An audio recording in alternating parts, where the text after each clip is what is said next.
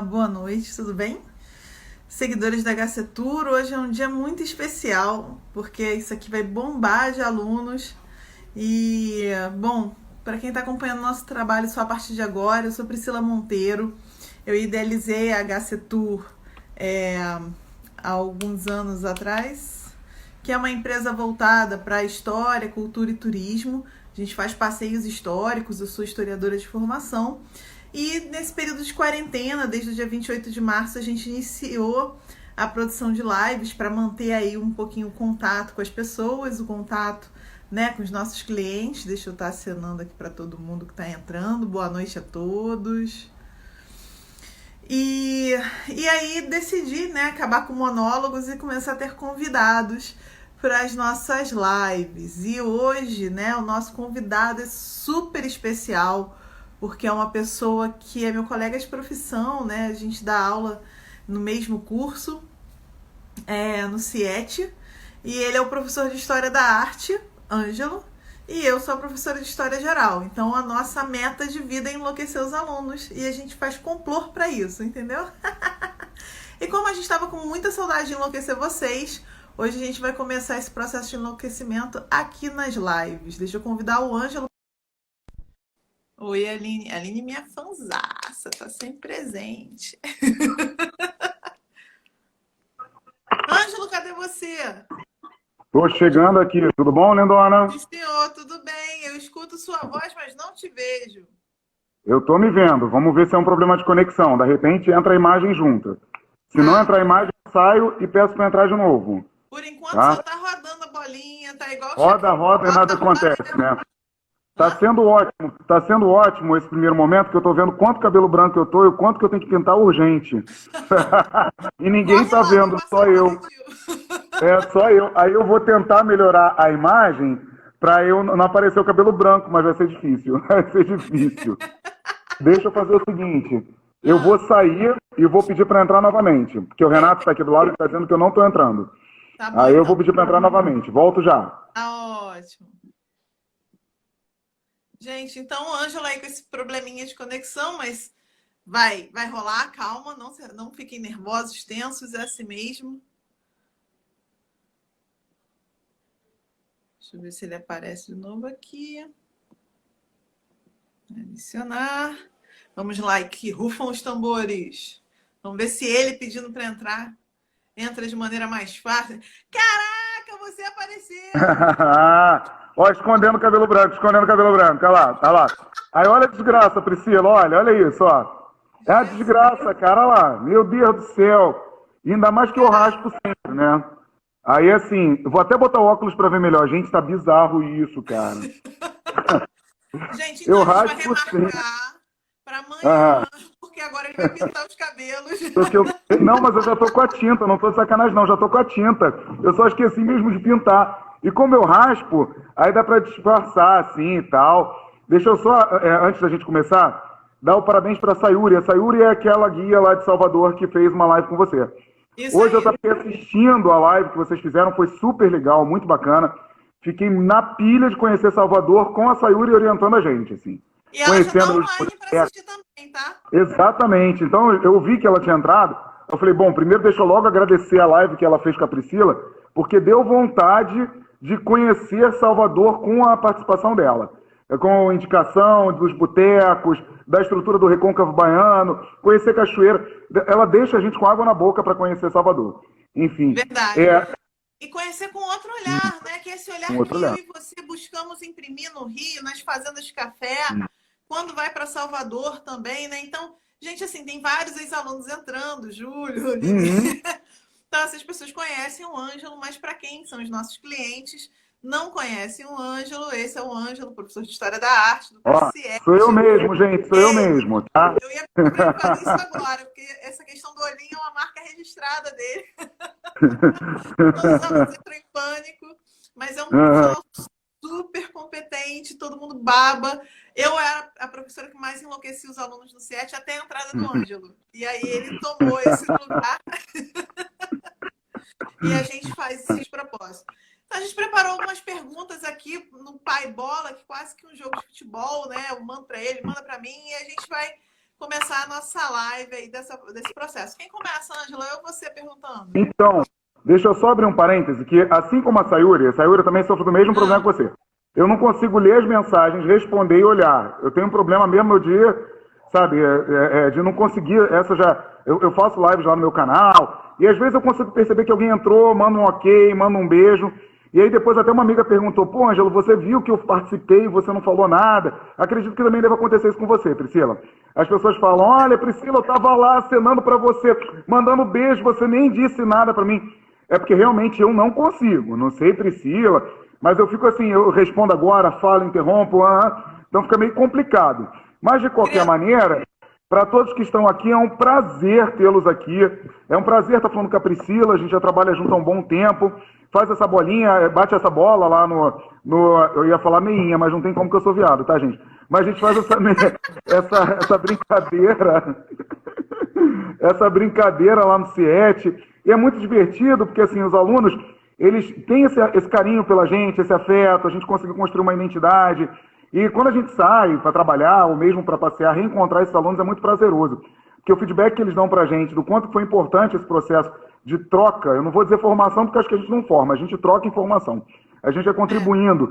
É muito bacana, é muito enriquecedor para a gente, que precisa estudar, se atualizar, fazer toda uma manutenção aí do conteúdo, e para os alunos que depois eles vão vão dar esse retorno para a gente. Olha, a gente utilizou o que vocês falaram em sala, a gente construiu para cima, para além disso, a gente foi buscar outras fontes, fomos estudar história. Quantos alunos já me deram relato? Pô, fui estudar história por causa da Priscila. Assim, estou fazendo agora graduação em história por causa da Priscila. Pô, Ângelo, estou fazendo aquela pós-graduação que você sugeriu por causa da história da arte. Então é muito prazeroso a gente ter isso, é muito gratificante a gente ter isso. Tá beleza? Vai lá, Priscila. E sem contar, hoje eu ouvi isso, tá? A gente vai mantendo uma relação de amizade com os alunos que é muito gostosa e a gente vai vibrando com o sucesso deles. Sempre que eu estou no Cristo, no Pão, que é mais fácil eu estar do que você, os alunos me agarram, um beijo. E hoje eu fui comprar com os pães, as médias lunas do Carlos Ampoeiro. Não sei se você lembra dele. Eu vi no Facebook, tava com uma cara muito boa. Ângelo, que foi aquilo. E a Patrícia me apresentou para uma amiga que estava acompanhando ela, assim, a Priscila foi quem me ensinou história. Eu só passei a estudar história por causa da Priscila. E Priscila, para ler na quarentena, eu comprei o 1822. Maravilha. Os alunos ainda me dão satisfação. Que sensacional isso. É uma sensação muito boa, é um retorno muito bom. Num país onde a educação é sucateada, a gente tem um problema absurdo com a valorização do pensamento crítico, da capacidade de reflexão e de construção de saberes plurais, ter esse retorno dos alunos é de uma gratificação maravilhosa. Assim. É uma grande satisfação encontrar isso com os alunos, ter esse retorno. E aí, Priscila, não sei se de repente você concorda, a gente fez um organograma de perguntas, então, assim, as perguntas que eu vou fazer para ela fará para mim, similares. Eu sugiro assim, eu faço uma pergunta, você responde, você faz uma para mim. E aí a gente fica batendo essa bola, que o número é o mesmo, são 8 perguntas, e a gente consegue articular isso de uma maneira bacana. Tá legal? Você que manda. Mando nada aí, eu sou ploreta. Eu sou proreta, eu não mando, eu só obedeço. Gerações enlouquecidas por esses dois, olha. Caramba. Então vamos lá, Priscila, eu vou começar, vou pedir até pro Renato. O Renato tá aqui me trazendo uma cachaçinha, que ele virou para mim e falou, Ângelo, você quer cachaça? Eu falei, hoje não, ainda é quinta. Mas aqui na roça onde eu tô, todo dia é domingo. Então acho que eu posso tomar uma cachaça. Então, se eu puder me trazer uma cachaçinha, eu te agradeço muito. O que te levou a estudar a história, Priscila? Em qual momento você se sentiu tocada aí pela necessidade dessa história? Então, no colégio, e é engraçado você ter citado essa questão da educação sucateada, né? Eu tive o privilégio, e aí eu posso dizer realmente que eu fui privilegiada de estudar no franco brasileiro, e sempre fui uma boa aluna de história, mas normal. Mas eu tive uma professora na 7ª série que ela literalmente me perseguia. Eu era obrigada a sentar no fundo da sala, porque eu tenho esse tamanho desde os 10 anos de idade. Né? Eu era um monstro em relação às outras crianças. E eu tava assim, a minha cabeça sempre estava em destaque na confusão dos meninos, né? Porque os meninos estavam ali no meio fazendo bagunça. Então ela me dava pontos de conceito, porque ela dividia a nota em conceito e prova, assim, mais baixo de alunos que ela tinha mandado suspender. Uma coisa assim horrorosa. Mas aí teve um grande trabalho sobre conjuração mineira e conjuração fluminense e baiana. E ela fez um concurso na escola. A turma que tivesse o melhor trabalho, com o melhor grupo e tudo, ia ganhar 2 pontos extras na média. E eu estava precisando, porque eu estava com média 5 com ela.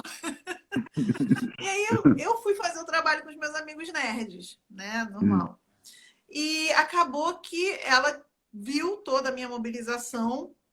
O meu grupo ganhou os 2 pontos extras. Foi a melhor apresentação das 5 turmas do Franco. E assim, passou, tá? Ela falando lá o resultado, ela chega no final da fala dela e fala assim: eu queria pedir desculpa a uma aluna. Eu queria pedir desculpa à aluna Priscila Monteiro. Porra, uma criança, né? De, sei lá, tinha 12 anos, 13. Falei, cara, como é que essa mulher tá me pedindo desculpa? E assim, ela chorou muito durante a nossa apresentação, porque Conjuração do Rio de Janeiro não tinha nada para falar. A gente foi meio que fazendo um anacronismo, mas uma analogia com o 64. E ela tinha sido presa política, velho. Era por isso que ela Caramba, que estava sensacional. chorando. Nossa, maravilhoso. Para não dizer que não falei das flores, do Geraldo falando com o André. É que a gente estava falando de pensamento revolucionário, tentativas de mudança, coisa toda. Falei, nossa, como um aluno pode impactar na vida de um adulto, né? De um professor, e como um professor pode impactar na vida de um aluno. Eu pirei com aquilo. E ali eu decidi que eu ia ser professora de história.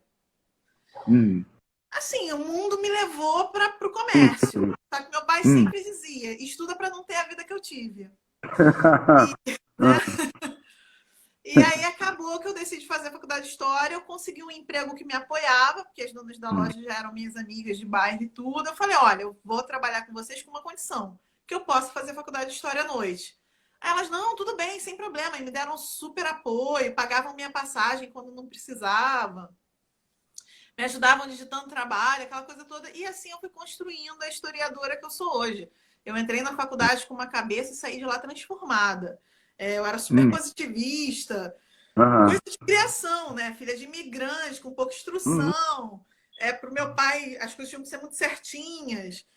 Mas acabou esse... aí foi assim que eu entrei, que eu decidi, desde os 13 anos de idade, eu quero ser professora de história.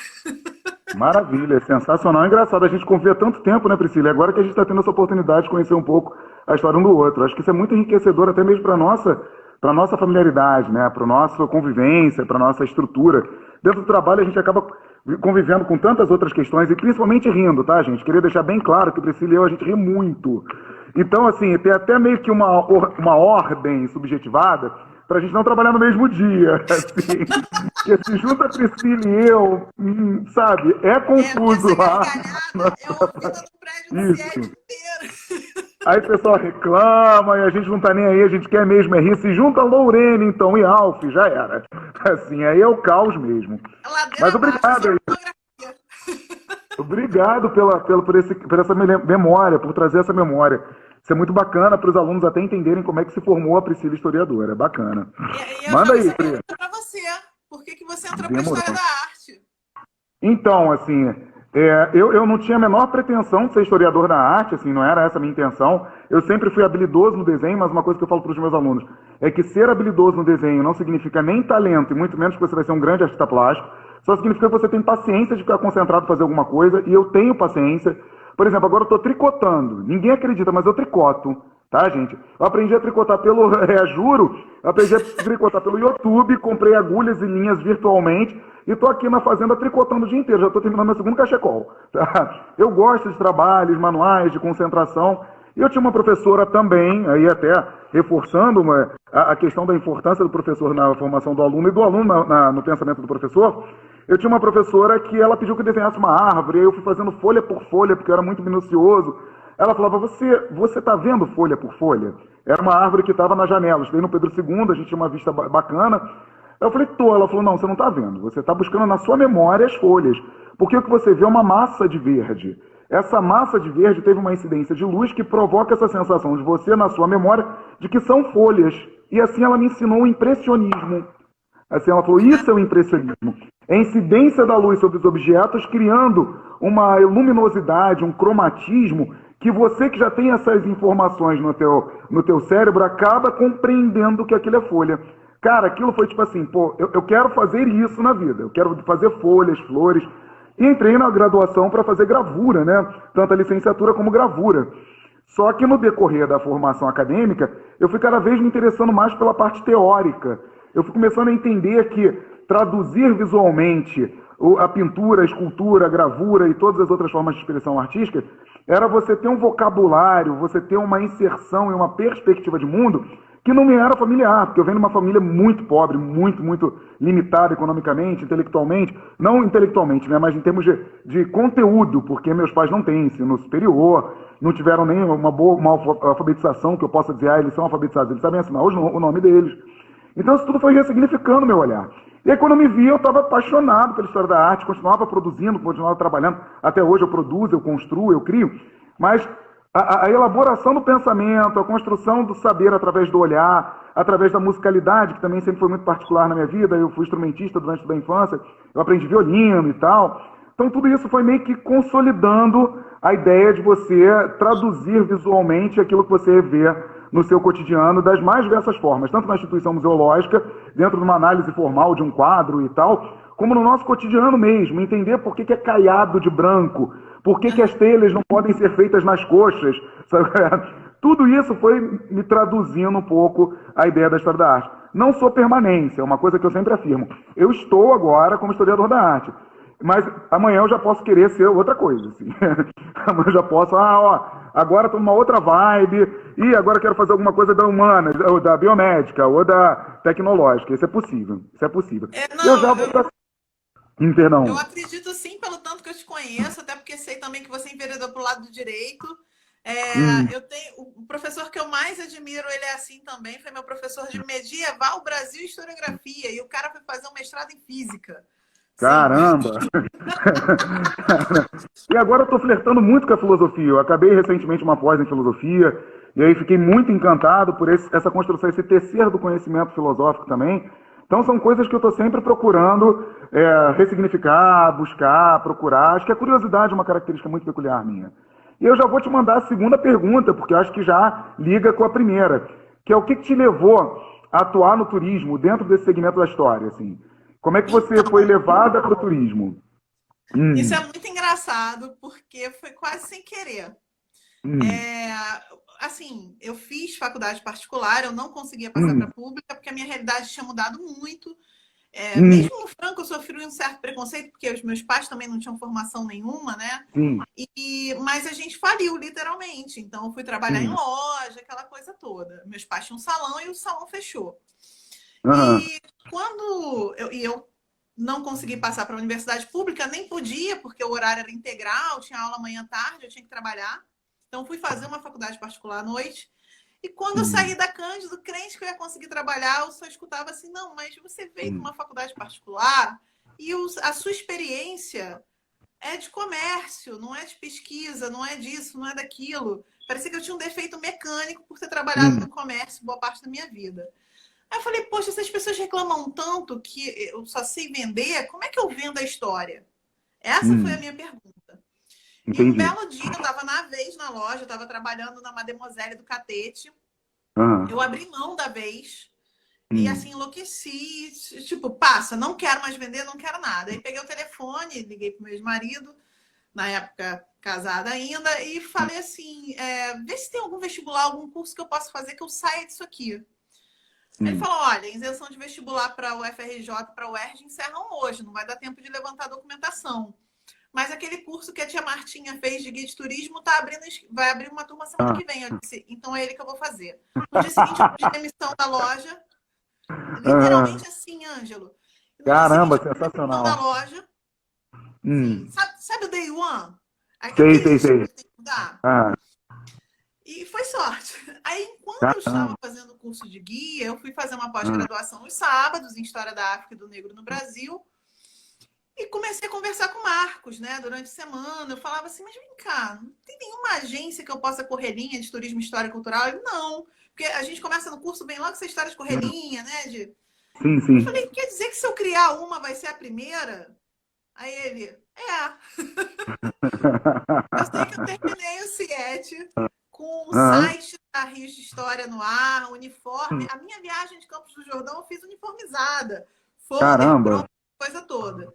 Só que eu me divorciei e eu achei que eu fosse sair do turismo, porque realmente a imagem estava muito associada, e é só dar aula. E fiquei uns 3 meses só realmente dando aula. Mas aí os clientes vieram com tudo e eu montei a minha segunda empresa, não consegui sair desse turismo, desse segmento. Então foi um golpe de sorte, vamos botar assim, né? Porque essa história do abre o curso semana que vem, mas também acabou sendo uma tendência natural pela minha experiência comercial. Eu tive uma visão de mercado onde eu enxerguei uma oportunidade. Isso fez com que eu consolidasse meu nome no mercado e que as pessoas exigissem que eu montasse a segunda empresa, que veio a HC Tour. E um problema era o nome. Né? Como é que eu já tinha criado um nome anterior tão forte, como é que eu ia criar um nome novo agora? E aí um mentor meu falou assim, Priscila, tá na moda empresa com 5 letras. Você precisa criar um nome com 5 letras. Mas, como é que eu enfio história, turismo, cultura em 5 letras? É difícil. E 1h30 da manhã, nesse pá de capa de lá, com ele em WhatsApp, saiu o HC Tour, História, Cultura e Turismo. O nome é excelente. Eu mesmo ontem estava falando com os alunos que eu não consigo pensar nele sem dar uma risada assim, tipo, parece um palavrão. Sabe? HC Tour, HC Tour. Mas eu adoro, ele é muito funcional, porque ele resume tudo que você é. Você resume o Rio de Janeiro, resume a história, resume o turismo. Então é uma pegada boa e ele é sonoro. Você escuta, você grava. Você não fica pensando qual o nome daquela agência, o nome é ótimo. Luiz já foi chamado de Hector, porque a pessoa achou que estava escrito Hector Leonardo. Caramba, que bizarro, cara. Que bizarro. Que bom aí, legal essa tua como é que você chegou até ao turismo, né? Ou melhor, como é que o turismo chegou até você e como é que foi esse bom encontro de corpos. Que eu acho que a vida é isso, é bom encontro, né? Aquilo que aumenta a nossa potência tem que ser preservado. Aquilo que reduz a nossa potência tem que ser descartado, né? Assim, é sempre parte dessa política. Mas manda aí, vamos lá.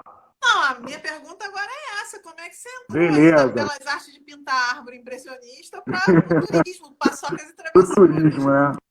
Então, apesar de eu ter meus pais biológicos, eu acho que a família também é uma questão de escolha. E eu escolhi o Lauro Basile, né, que você conhece, inclusive, que já viajamos juntos. Eu escolhi ele meio como um grande pai, né? Ele se tornou primeiro um amigo, um companheiro, e hoje em dia ele é um grande pai, eu uso ele como referência. Eu falo, meu pai, Lauro, ele fala, o nariz é o mesmo. Principalmente que ele é branco caucasiano, eu preto, né? Então, assim, eu digo, não, ele uma pretinha, quando na verdade a branca é minha mãe, que biologicamente meu pai é negro e minha mãe é branca. Ele falou, não, ele pegou uma pretinha, eu nasci assim, meio estranho, enfim. Mas ele já, quando eu conheci, ele já era turismólogo e tal. Inclusive é muito curioso, porque eu tenho 43 anos agora, que eu estou fazendo a idade que o Lauro tinha quando eu conheci. Já tem 17 anos aí que nós somos amigos. E aí ele era turismólogo e falava, mas você é professor, você tem essa pegada de conseguir controlar crianças, enfim. Por que você não faz um curso de guia? E eu vou ser sincero, porque eu nunca tinha pensado nessa possibilidade. Assim, para mim era uma coisa tão distante, porque guia comprometia a viajar. E eu sou até hoje, claro, mas na época era mais pé rapado ainda. Então eu nunca tinha viajado, nunca tinha pensado na possibilidade de contratar um profissional que me orientasse em termos de como apreciar melhor a minha viagem. Era uma coisa muito inusitada para mim e que criou aquele frio na barriga. Falou, cara, isso é bacana, isso é maneiro. Eu posso traduzir o turismo dentro da minha vivência pedagógica, Eu trabalhava numa escola, ensino fundamental 1, ensino fundamental 2, ensino médio. Os meus alunos agora já estão todos com 30 anos, eu fico, caramba, tô velho mesmo. Enfim. Aí eu encontro eles na rua, cara, eu falo, meu Deus, você é um adulto, você sabe, só falta falar, limpei sua bunda quando você estava na classe de alfabetização. É a única coisa que me falta é falar as meninas grandes, os homens grandes. Eu falo, meu Deus do céu, isso aí tinha 6 anos, nariz escorrendo, entrava na minha sala chorando. Imagina. Aí eu comecei a vivenciar, fui fazer o curso, entrei no curso, consegui, como o Lauro tinha sido o aluno 0001 do curso que existia, ele conseguiu uma bolsa para mim, né, que nem grana para pagar o curso eu tinha. Eu fiz o curso e assim que eu terminei o curso, estava precisando de professor. Aí eu já dei, vamos fazer o seguinte, eu faço aqui, não pago mais os finais das viagens, que as viagens eu tinha que pagar. Não pago mais as viagens e troco por aula, se vocês tiverem interesse. Aí, meu filho foi só, que bacana, Célia, que bom, fico feliz, O pessoal falando, meu filho foi só aluno. Aí o filho dela deve ter uns 40 anos. Aí olha como é que eu fico. Caralho, né? Fico muito mal, sério. Enfim, mas aí eu comecei a fazer, nisso, eu tive que sair do curso que eu trabalhava, né? Fui lá no CIET, porque estava precisando de professor, porque eu queria fazer internacional. Comecei a dar aula, comecei a trabalhar e gradativamente eu fui saindo de sala de aula e cada vez mais entrando dentro do aspecto turístico, como professor de turismo, como guia de turismo, como agente de viagem não sou, né? Que na verdade quem é o agente da nossa empresa é o Lauro. Mas como aquele que, em parceria com o Lauro, com a Thaís agora, a gente está com a Thaís, que foi uma ex-aluna também do CIET, a gente começou a montar os trabalhos e particularmente, praticamente ver com isso, né? Participar efetivamente disso. A Thaís já tem rota, não é isso? Isso, Thaís não tem rota. Ela abriu a agência dela, ela continua prestando serviço. Isso, ela continua prestando serviço pra gente, assim, como coordenadora, ela é turismóloga, mas assim, a empresa dela é a Tem Rota, que também tem um turismo bem bacana, pedagógico. E para completar, assim, só para fechar isso tudo, eu ainda meio que me associei ao Renato, que é o proprietário da Fazenda dos Coqueiros, aqui no interior de São Paulo, em Bananal, uma fazenda histórica de 1855, que tem uma vasta estrutura turística que recebe, enfim. Acabou, por enquanto a gente está nessa. Por enquanto a gente está nessa. Foi ali. Beleza. Perdão, por favor. Eu já tive a oportunidade de ser cliente do Ângelo. E é uma das coisas mais engraçadas do mundo, assim. O Renato e o Lauro são dois santos. Porque é muito engraçado. Verdade. Porque o Ângelo aparece naqueles momentos, assim, e baixa e começa a citar Foucault no Pelourinho de Mariana, assim, aquela coisa de louco. E ele Renato... trabalho pesado. O Lauro fica assim, né? Pensando, deixa ele acabar essa palhaçada dele, né? É muito engraçado, Lauro.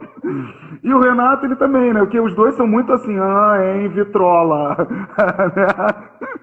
É muito curioso, assim, a relação que a gente tem. É muito curioso, de fato. Vem cá, me diz o seguinte, como é que é a tua experiência com Salvador, Priscila? Como é que você conheceu?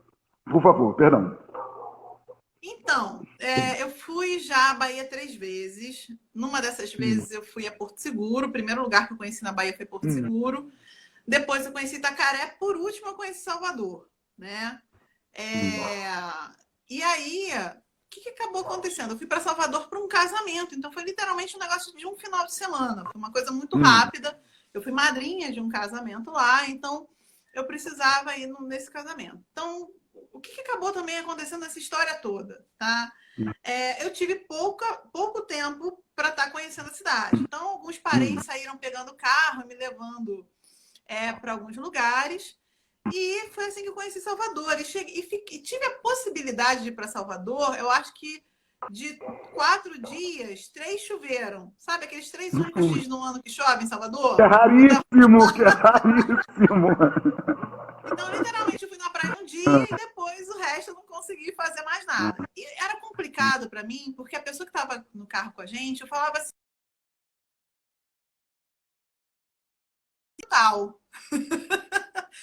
Então, teve um dia que eu me desgarrei, realmente fui para o Pelourinho, e que foi o lugar que eu mais me encantei. Contratei um guia de turismo lá, daquele povo todo que fica na praça, no terreiro ali. Era o único que estava uniformizado, bonitinho. O apelido dele, inclusive, é Sargento. Eu não conhecia Sayuri na época, né? Não tinha esse contato. E ele começou a me contar algumas coisas. Aí, assim que a gente começou a passear, eu virei assim, olha lá, Pero Sardinha. O busto do Pero Sardinha. E ele virou para mim, a senhora sabe quem é esse homem? Eu falei, sei, que eu sou historiadora. Ele, a senhora, de 7 anos, é a primeira turista que eu pego que sabe quem é ele. Ele disse, é o triste fim de Sardinha, nadou e morreu na praia. E aí que sensacional. Tudo virou meio assim, eu explicava para ele e ele explicava para mim também. Porque, mal ou bem, como historiadora e especializada em história do Brasil, e a gente tem que ver colonial,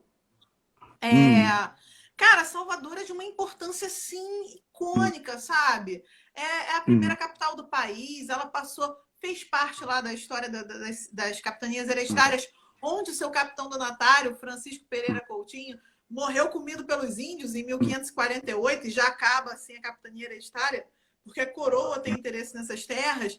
Então, não tem como eu dar aula de história, inclusive no CIET eu começo por esse assunto, sem falar de capitanias hereditárias e governo geral, e sem passar por Salvador, né? Então, por mais que eu não conhecesse Salvador até então, parecia que eu conhecia tudo.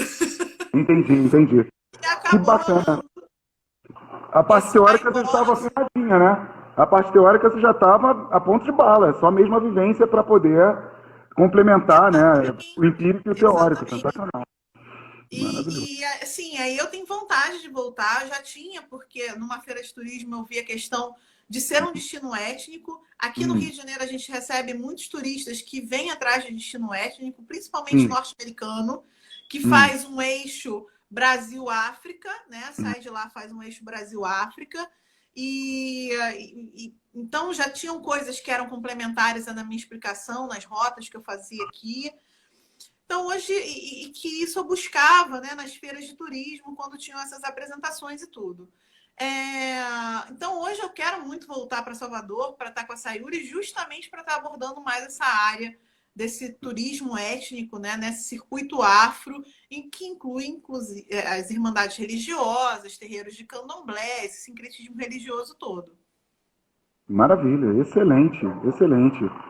Vamos lá, pode mandar aí. Então, o que você manda aí? E aí, e você? Como é que é essa história aqui de ir para Salvador como fotógrafo? Salvador? Também então, cara, eu fui... do Rosário que eu sei. Conta aí pra gente. Assim, eu sempre soube da festa de Iemanjá. Eu não sou candomblecista, não teria o menor problema de assumir se eu fosse, mas eu, na verdade, não professo nenhuma fé, né? Eu sou ateu. Assim, até estranho um ateu falar isso, porque eu estudo religião. Eu uso muito a frase do Leandro Carnal. O Leandro Carnal, apesar de não ser fã do Carnal, tem lá minhas críticas ao Carnal, mas acho que isso é bom gostar e não gostar. Mas ele fala, eu sou que nem um ginecologista, eu estudo aquilo que eu não tenho. Então eu parto desse princípio. Eu estudo fé quando eu não sou um homem de fé, né? Assim, mas é porque eu gosto de rituais. Os mitos, eles se representam fisicamente dentro dos ritos. E os ritos, para mim, são importantes. Então, eu já conheci a festa de Iemanjá, e aí eu tinha um aluno querido que virou um fotógrafo do cacete, que é o Silvio, né? Ele está até participando da live. Aí eu falei, Silvio, eu tô indo para Salvador, 2017 isso, eu tô indo para Salvador ver a festa de Iemanjá. Você tá na pilha de ir? Ele falou, tô. Falei, então vambora. Aí fomos, para a festa de Iemanjá. Eu lembro que vocês botaram pilha em mim e eu não podia ir. Isso, exatamente. Você estava passando por um problema complicado e tal, e aí você não pôde ir.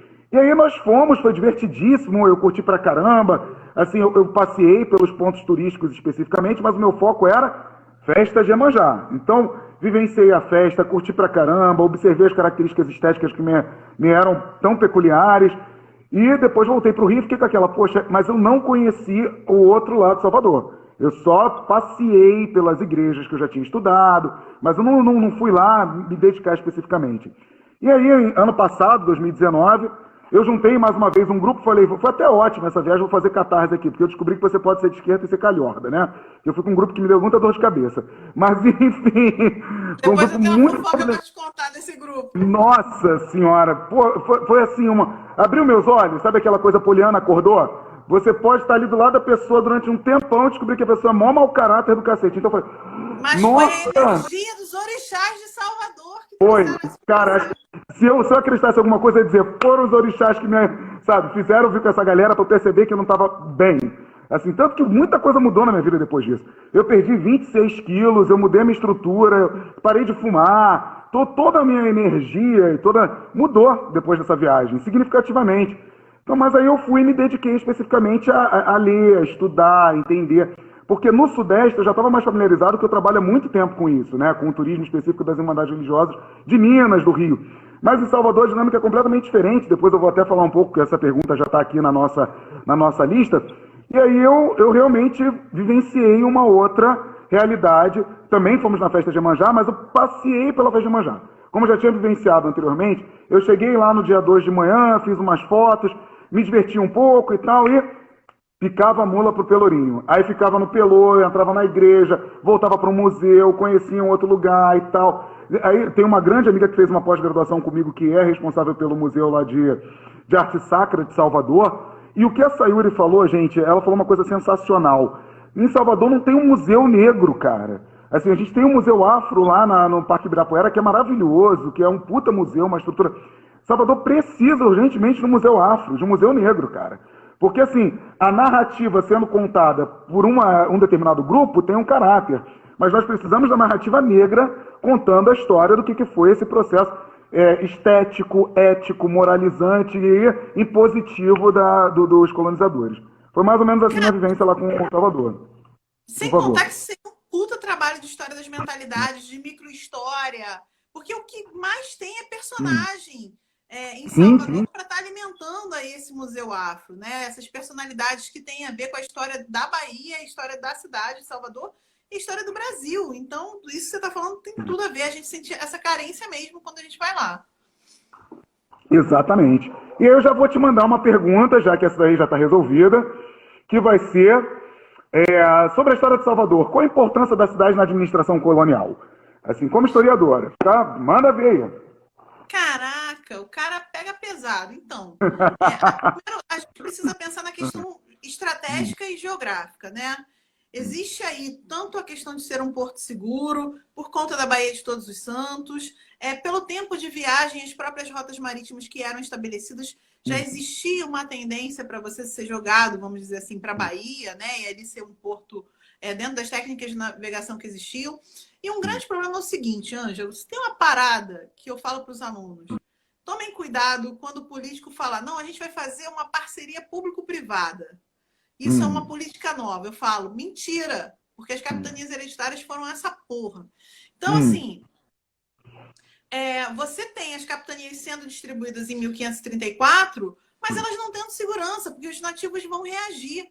E vários capitães donatários não vão nem investir por conta do risco do empreendimento. E a única coisa que a coroa tinha que garantir como sua obrigação, vamos colocar dessa forma, é segurança. E essa segurança não foi dada. Não foi dada por milhões de questões, né? Vamos parar para pensar no tamanho de Portugal e o tamanho do Brasil, mesmo na época das capitanias hereditárias. O Brasil era bem maior do que Portugal já nessa época. A questão da distância. E aí vão ter outras também, vamos dizer assim, necessidades desse processo mercantil, desse capitalismo comercial que vai estar nascendo, que vão gerar uma exploração tanto da África quanto da penetração do interior do território, que Salvador vai ser essa grande base. O Rio e Salvador vão ter esse papel, mas Salvador vai ser pioneiro nesse sentido, né? E também toda uma questão de uma instituição política da representação da coroa, uma forma de ordenamento do Brasil parte de Salvador. Então vamos parar para pensar que os primeiros africanos escravizados chegam na Bahia justamente para estar trabalhando nas lavouras de cana-de-açúcar, né? Depois de Pernambuco, o local que vai mais produzir cana-de-açúcar vai ser a Bahia, vai ser Salvador e esse recôncavo baiano. Então, para esse desenvolvimento econômico e sustentável desse investimento que foi feito pelos capitães donatários, que a coroa precisa dar segurança para existir, realmente é um ponto primordial. Quando essa segurança não foi garantida, vamos criar um governo geral que a gente manda todos os recursos para lá. E aí, essa pessoa, que vai ser a pessoa de confiança para esse ordenamento, distribui esses recursos bélicos para essa segurança. Então, realmente, é estratégico. Se não fosse Salvador, provavelmente o Brasil não teria esse tamanho que tem hoje, né? A fundação da cidade de Salvador e a criação do governo geral. E também não teria mantido a unidade desse território. Os baianos lutam, ou a Bahia é local de disputa, de lutas, desde o século XVI. Então, isso é muito importante quando a gente para ver esse desenvolvimento, essa importância de Salvador para a história do Brasil. Eu acho que deveria ser mais valorizado. Se fala muito do Rio como capital, e se fala pouco da primeira capital do país, nos seus aspectos políticos, históricos e culturais. Sensacional. Porra, tem uma galera que tá falando aqui, Ângela, essa live tem que ser maior. Priscila, essa live tem que ser maior. Eu concordo integralmente, gente. Porque ouvir a Priscila é aprender. Todos os alunos que estão aqui sabem disso. Então eu tô aqui, já tá até fazendo anotações, ó. Eu tô anotando o que ela tá fazendo para pesquisar. Ângela, você tem que pesquisar isso. Você tem... é verdade. Você sabe que eu sou limitado, né? Assim, com a internet eu sou de uma limitação absurda. Então eu anoto, assim, aquela coisa bem antiga. Mas obrigado aí por essa orientação. Não, e manda ver. Olha só, acabei de ver que faltam 20 minutos para acabar e a gente não está nem na metade. A gente está na quinta pergunta agora. Acho que vai ter que ter duas aí. Então, vamos lá, né? Nessas irmandades religiosas, quais que você acha que tem papel aí nesse desenvolvimento aí, nessa manutenção dessa política e dessa economia de Salvador? Eu dei uma olhada, tanto... né? Eu acho que tanto jesuítas quanto as irmandades de homens de cor, né, de homens pretos, têm um papel para essa estabilização política, cultural, social, que é fundamental. Fala um pouquinho sobre isso com a gente. Vamos lá, então, a ideia dos contratualistas, né, de um contrato social entre o homem e o Estado, ela começa a se desenvolver no Renascimento. O primeiro grande contratualista pode ter sido Maquiavel. É óbvio que não é minha área de atuação, eu estou aqui fazendo uma performance de estudioso sobre o assunto, que é o que eu gosto de estudar, mas na área que eu posso me sentir 100% confortável para afirmar categoricamente. Mas os contratualistas surgem no Renascimento, e o contrato social, na sua forma mais básica, é o que se estabelece com Hobbes no Leviatã, que é o homem no seu estado pleno de liberdade e medo da morte violenta, abre mão da sua postura em prol de um Estado que vai não só preservar a sua condição de vida, como evitar a sua morte violenta. Sabe qual é? Resumindo muito o Leviatã é bem complexo. E aí, a partir do momento que nós temos a obrigatoriedade de um Estado participar dentro dessa sociedade, numa administração pública que permaneça a segurança dos seus, ele vai colocar essa função, essa obrigatoriedade, entre aspas, mas esse acordo para as irmandades religiosas, porque é um Estado teocrático. Então, coroa e Estado estão dialogando lado a lado. E o que Portugal faz para se isentar da responsabilidade hercúlea, até mesmo como você estava citando, a responsabilidade da divisão das capitanias hereditárias, a preocupação de ocupação territorial? O que Portugal faz para evitar que isso se torne um caos generalizado? Ele vai falar, a igreja entra comigo, mas a igreja entra como partícipe da organização social. Então, é a igreja que vai ter o aspecto moralizante, administrativo, pedagógico, territorial. A Sayuri falou uma coisa maravilhosa na sua live, que foi justamente a questão do posicionamento geográfico das igrejas em Salvador. Você tem a Carmo, São Francisco e São Bento. E no centro do terreiro lá você tem qual? A jesuíta, que é o quadrilátero de proteção religiosa, porém também moralizante dessa condição de administração religiosa. Então essas são as irmandades mais importantes que consolidam o pensamento, não só em Salvador, como no Rio de Janeiro, Recife, o litoral como um todo. E elas não vão ter a participação efetiva dentro do que nós vamos chamar de interior, que é Minas Gerais, que Portugal fala, não, você vai permitir a entrada de ordens terceiras, mas ordens primeiras não pode. Ordens primeiras frades, ordens segundas freiras, ordens terceiras leigos que são devotos de uma determinada estrutura religiosa. Como o nosso país é todo hierarquizado, como a própria condição europeia é hierarquizada por excelência, estamos vivendo aí esse período absolutista, a distribuição de poderes através das hierarquias que se montam dentro da administração europeia, nós não vamos permitir que determinados grupos étnicos participem de determinadas devoções religiosas. Então cria-se de cara já duas grandes irmandades, Irmandade dos Pretos e Irmandade dos Brancos. Tá? A Irmandade dos Brancos, predominantemente Santíssimo Sacramento, e a Irmandade dos Pretos, Nossa Senhora do Rosário. Só que a gente sabe que português não mantém a braguilha fechada, né? Ele faz questão de botar o peru para fora a todo momento. Pronto, já tô ficando bêbado, já tô falando peru, tá, gente? Mas é uma live, isso não é uma aula. Enfim, bota o peru para fora e tá nem aí para fora. É verdade, você tem razão, Priscila. Enfim. Pronto, falei, tava aqui. Aí o que acontece? Começa a surgir uma diversidade absurda de pessoas, de grupos, e de funções, e de hierarquias, que precisam ser administrados. Como a coroa portuguesa não vai fazer isso, vai surgir irmandades religiosas. Então nós temos uma verdadeira crescente que, com o advento da cana-de-açúcar, a vida monástica e conventual do litoral atlântico é enriquecida. Então, quando você pega uma Irmandade de Ordem Primeira de São Francisco, em Salvador, que é a igreja que tem toda aquela opulência do barroco, com uma quantidade absurda de douramento, Ordem Primeira. Por quê? O dinheiro da cana-de-açúcar, esse investimento, está todo aonde? Está todo dentro da estrutura religiosa que administra a minha crença no pós-morte, a continuidade da minha existência, inclusive o medo que eu tenho de morrer pagão, morrer longe de um sacramento religioso. Essa é mais ou menos a configuração que a gente tem de participação religiosa dentro da administração, não só de Salvador, mas de todo o litoral colonial brasileiro. Já vou te emendar logo na outra pergunta. Eu sei que não vai dar tempo, mas a gente tenta, assim. Porque a gente é professor, a gente fala pra caramba. Quais os personagens históricos de maior vulto eram naturais em Salvador? Quais foram os marcos históricos? Esse fulano é de Salvador, esse fulano é de Salvador, esse Beltrano é de Salvador. É isso mesmo, gente. É isso Vamos mesmo. lá. É isso mesmo. Eu também botei aqui a minha colinha do lado. De longe eu tô enxergando, eu não tô enxergando de perto. Sai perto. E o cabelo branco? Antes dos 41, 0 para perto. Fiz 41. 43 Caramba! graus para perto.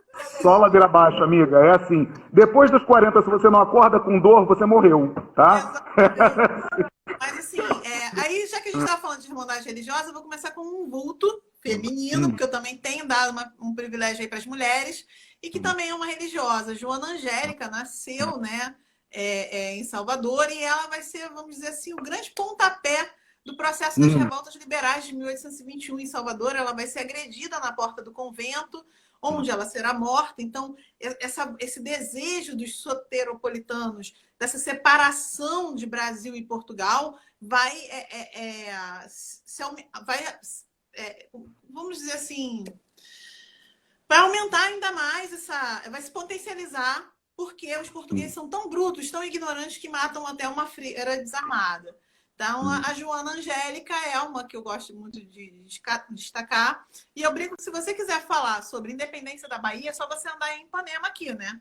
Porque Garcia Dávila, Joana Angélica. E, no caso, outro vulto que eu quero destacar também, ela não nasceu em Salvador, mas é baiana, de bem pertinho ali, no Recôncavo Baiano, vai garantir essa independência da Bahia. É a Maria Quitéria, a primeira mulher do Exército Brasileiro. Eu estou sempre privilegiando esses personagens femininos, porque é a minha opinião, né? Ela, né? Tem que defender o meu lado. Claro, claro que sim. E assim, existem pessoas hoje que defendem, inclusive, que quem deveria ser o patrono do Exército Brasileiro é a Maria Quitéria. Maria Quitéria. Então, isso é louco, mas é porque realmente, enquanto os homens fugiam da batalha e evitavam participar das guerras de independência, ela, sem ter essa obrigação, foi lá e se colocou para isso, né? Então, vamos botar aí essa baiana, que vai ser endeusada em Salvador, mas acaba como muitas mulheres esquecidas na história. Também uma outra mulher que vai estar atuando nesse processo de independência da Bahia, e que a gente não pode esquecer, é a Maria Filipa, porque ela é da ilha de Taparica, ela não é de Salvador, mas é uma mulher que liderou um grupo de 40 escravizadas para poder atacar as tropas portuguesas e vencer a guerra, né? Então, ela vai usar aí uma artimanha da sedução feminina. Quando os portugueses estiverem todos nus, elas vão dar uma surra de cansanção, eles vão ficar se coçando, vão para as águas, e elas tocam fogo nos navios. Então, assim, tem uns personagens que só a Bahia pode gerar pra gente. Porque a Bahia se estreia, entendeu? Estreia, é verdade. São possíveis lá. E aí tem os personagens masculinos, que eu não posso esquecer desses homens. Amor eterno a Luiz Gama.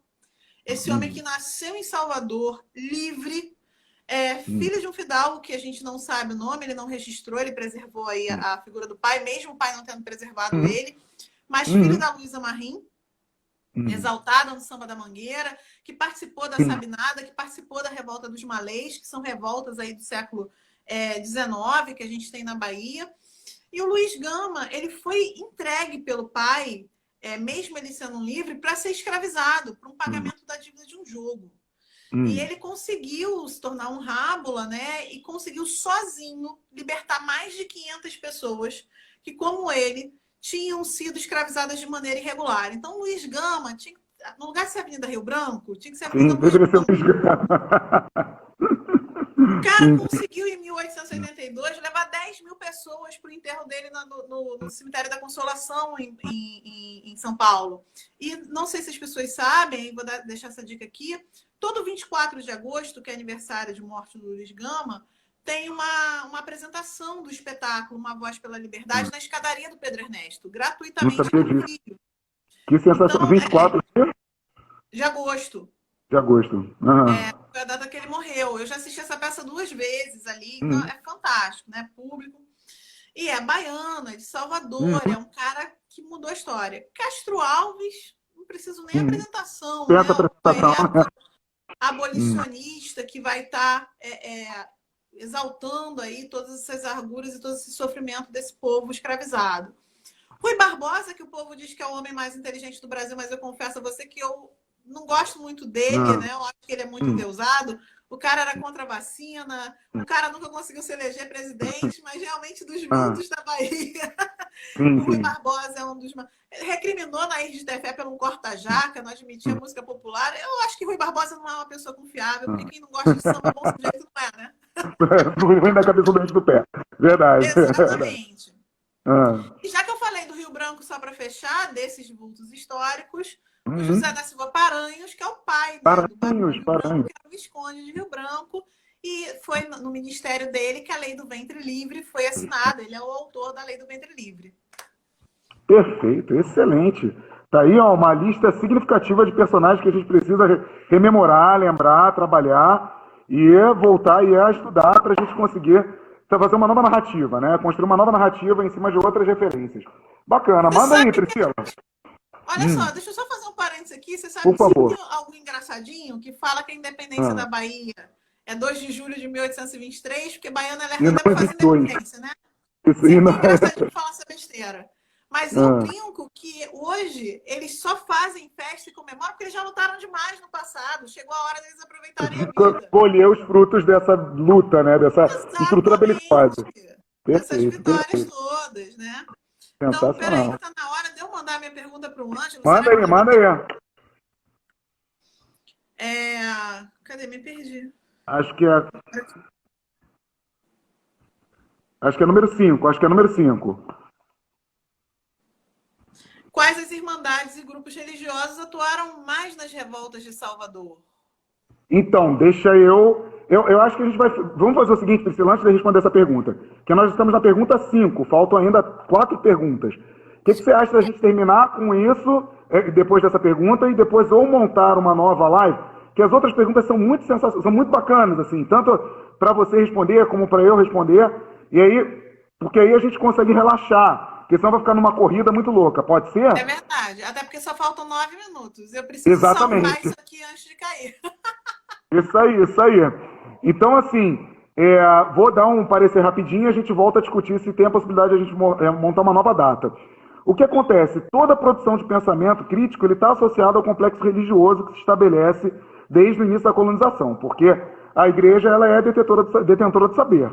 Né? Isso não é bom nem ruim, eu não quero aqui exaltar ou reduzir, mas até mesmo que a Contra-Reforma ela vai estabelecer a Companhia de Jesus como a irmandade religiosa de maior relevância em termos de catequese, evangelização, complementação intelectual. Antes da Contra-Reforma, o padre não precisava nem saber o que ele estava recitando em latim.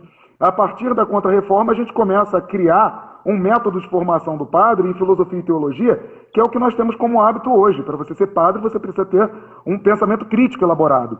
Então, a adaptação das irmandades religiosas no Brasil Colônia tem esse papel catequético e educacional, pedagógico. Os jesuítas, quando constroem no centro urbano, eles constroem colégio. Quando eles constroem no interior, a missão, missões jesuíticas. Então, é essa dinâmica intelectual, é essa dinâmica de questionamento. Então, toda a manifestação que nós presenciamos aí teve uma participação das ordens religiosas, mesmo quando elas não eram a fé que aquele grupo professava. Se nós observarmos a revolta dos malês, não é a fé que eles professam, mas é o arcabouço que eles têm para esconder o quê? O material deles de revolta. Quando teve a revolta dos búzios, você tem o quê? A Igreja Nossa Senhora do Carmo guardando panfleto de uma galera que está querendo botar o terror no parquinho. Quando você tem a cemiteirada, né? A revolta em relação ao cemitério público que se estabelece. As irmandades religiosas todas vão para a porta da Casa de Câmara e Cadeia estimular uma revolta popular. Então ela vai ser o arcabouço disso aí, ela vai ser o cimento das revoltas populares. E cada uma defendendo, obviamente, seu interesse, porque são castas sociais que se estabelecem. Então elas estão defendendo seus interesses? Sim, sem mínima sombra de dúvidas. Mas estão participando efetivamente, quando a gente contextualiza isso até mais em Minas, que talvez a conjuração mineira seja mais comum para a galera que está assistindo a live, não a mais importante, mas a mais comum, a gente observa que o seio das revoluções,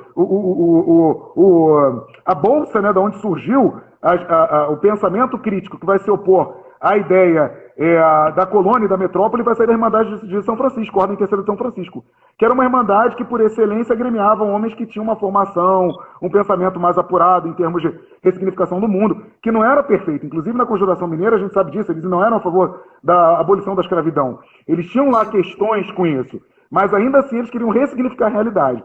Então, a igreja ela tem essa função, nesse momento, de contestação do status que foi estabelecido. Existe até uma questão muito forte para os jesuítas, que Marquês de Pombal é um déspota esclarecido. Então ele quer reduzir a participação da igreja na administração pública. Mas é uma coisa que todos nós sempre nos perguntamos. Por que ele não reduziu o poder dos franciscanos? ou dos beneditinos, ou dos carmelitas, porque nenhum deles está se opondo ao pensamento dogmático absolutista. Quem vai criar um desconforto serão os jesuítas, que eles formam um processo crítico. Então vai ser nos jesuítas que vai toda a necessidade de reduzir o poder da igreja. Todos eles participaram. Quando a gente vê com mais apuro, a gente descobre quais eram os interesses que estão envolvidos nessa participação. Mas aí é questão mesmo da gente reduzir, que senão fica muito complexa aí a explanação. Mais ou menos isso. A gente respondeu, a gente recebeu uma pergunta aqui, se não era hora de fazer o revisionismo histórico em relação à exaltação dessas irmandades, desse papel dos oprimidos, né, que foram... Sim, é o que eu e o Ângelo, a gente sempre fala em sala de aula, o que saiu... O tempo inteiro, claro. Por que eu estudo tanto Conjuração Mineira e não estudo a Baiana? Simples, porque ali é uma revolta, né, vamos botar assim, que tem um herói, que é um oficial militar, onde a república foi feita por oficiais do exército, branco, que dá para você dar essa cara de Jesus Cristo, no Sudeste, que é o controle político e econômico, enquanto esses baianos são negros, são soldados, são pessoas mais pobres, mais humildes dentro da sociedade, que não está dentro desse padrão ideal, desse Brasil que está sendo construído na Primeira República num processo de embranquecimento. Então, hoje, a gente dá aula da forma que a gente dá aula, justamente para fazer esse tipo de revisionismo histórico, tá, Evaldo? Gente, a gente vai encerrando por aqui. Ângelo, gratidão. Eu que agradeço pra caramba. Imagina, vamos marcar, a gente já bota aí a data para o pessoal, assim que tiver estabelecido. Obrigado pela possibilidade de participar aí contigo. Acho que a gente deveria marcar umas aulas presenciais, né? Acho que a gente pode tentar marcar umas aulas presenciais para a gente bater uma bola com os alunos, construir um conhecimento. E um grande beijo para todos que assistiram a live. Até a próxima. Gente, obrigada, Ângelo. Valeu, manda um beijão pro Renato, tá? Ele tá aqui, ó. Vou mostrar, ó. Ele tá aqui. Mas beijo. Você continua sendo santo. Beijo, tchau, tchau, gente. Um beijo. Gratidão a todos que assistiram, participaram, enviaram perguntas. Foi demais esse encontro, só fera, só monstro. E a gente vai encerrando por aqui. Não perde do sábado, que é com a Loreninha, para falar sobre a reinvenção através do turismo, né? A reinvenção pessoal através do turismo. Beijo!